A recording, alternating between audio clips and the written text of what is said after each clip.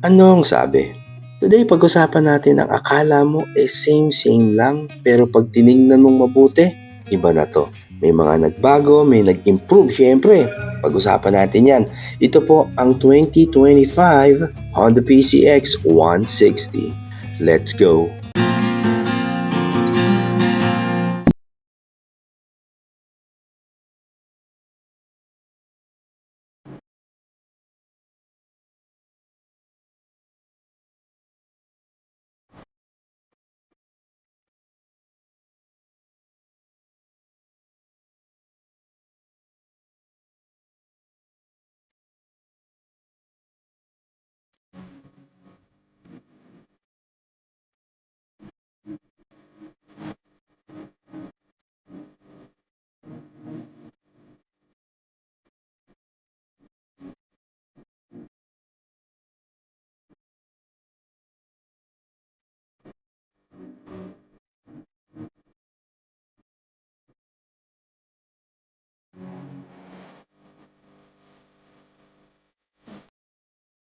Kung di pa po kayo nagsasubscribe sa channel ko, please do consider subscribing and hit that like button. Maraming salamat po. Nung nakita ko itong bagong PCX for 2025, syempre andun pa din yung characteristic o kung ano yung kilala natin na pag nakita mo, PCX yun.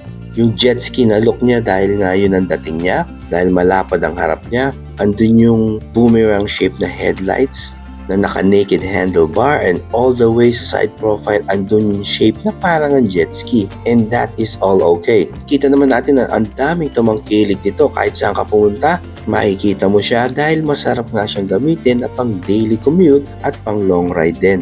But this time, I will say it looks more defined. Kung ako tatanungin, I like this more than the previous model. Ewan ko, parang may pagka MotoGP yung dating ng design dito sa harap. Dahil dun sa concept na to, dito sa chin area, yan, para siyang may flaps. DRLs niya mahaba at eye-catching din dahil sa V-shape na design nito. Itong headlights niya, very serious ang look. Andyan yung malaking windshield. Hindi po yan adjustable, permis lang po yan dyan. And I think there's not much of a difference sa mga gulong niya. Disc brakes pareho at may combi brake system sa standard version, at sa higher version niya andun yung Honda traction control system at may ABS.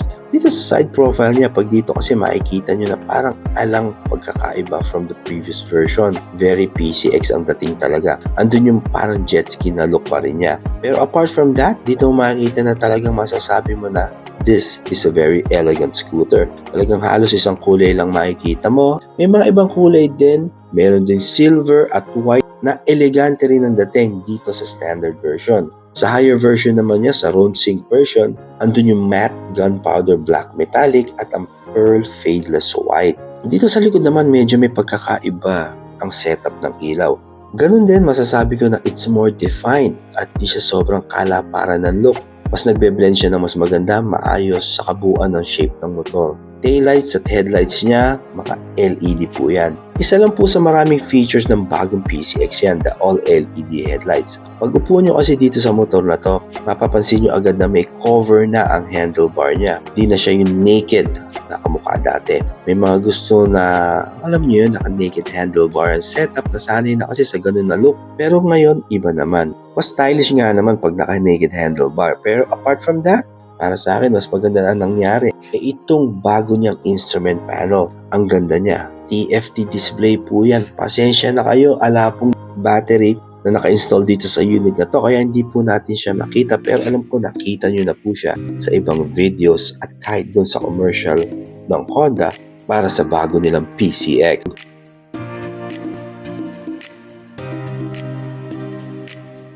At this point, pag-usapan na natin about the road sync feature. Ito yung app na nagko-connect basically sa phone mo at sa motor.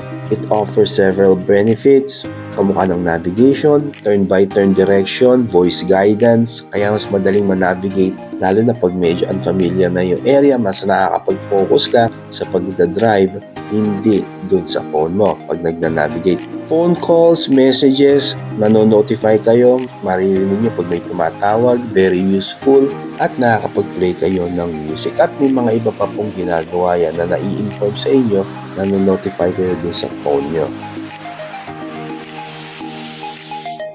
Apart from that, pag-usapan na natin yung ibang features pa niya. Well, alam naman natin, this is a Honda PCX 160. So, ang makina niyan, alam naman natin, kilalang kilala natin. It's powerful yet very efficient. 157cc to be exact, 4 valves, it's liquid cooled, may ESP+. Alam naman natin sa usapang makina ng mga scooters, this is one of the best in the market, definitely.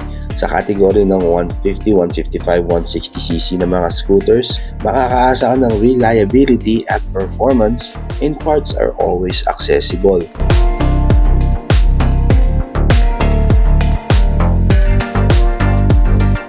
At sa mga ibang features pa po niya, andyan yung kanyang multifunction switch para sa control sa TFT na LCD display niya. Ayan.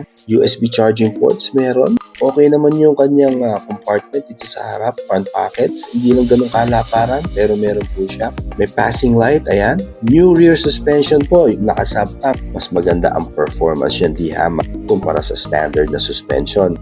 Pag binuksan yung compartment, malaki. Mukhang hindi lang nakasya isa talagang full face helmet, pero madami kang mailalagay dito. 8.1 liters ang fuel capacity, kaya pang long ride talaga to. May start and stop system at keyless po ang Honda PCX. And at this point, pasalamat po ako dito sa Premium Bikes dito po sa Amang Rodriguez sa Pasig. Pasyal na po kayo dito. Available po dito ang iba't ibang mga units ng mga motor. Madali lang pong makita ang kanilang showroom papuntang Ligaya dito sa Pasig. At sa pricing, ito na po ang pricing ng 2025 Honda PCX 160 both for the standard and road sync versions.